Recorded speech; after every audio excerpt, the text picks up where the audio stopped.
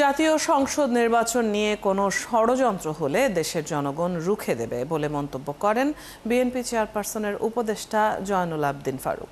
আরেক উপদেষ্টা বলেন, বাংলাদেশকে নিয়ে ষড়যন্ত্র এখনো থেমে নেই।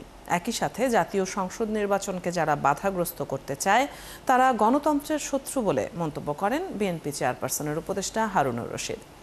শুক্রবার সকালে জাতীয় প্রেসক্লাবে বেগম খালেদা জিয়ার ৮০তম জন্মদিন উপলক্ষে কর্মজীবী দলের আলোচনা সভা অনুষ্ঠিত হয়। আয়োজনে কর্মজীবী দলের নেতা ও কর্মীরা বিগত সরকারের শাসন ব্যবস্থার নানা দিকের কথা তুলে ধরেন।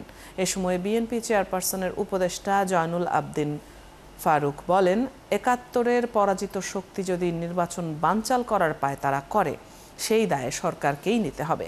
আরেক বিএনপি চেয়ারপারসনের উপদেষ্টা হারুনুর রশিদ বলেন, হাসিনা গত ১৫ বছর দেশকে ভারতের আনুগত্যে পরিচালনা করেছে।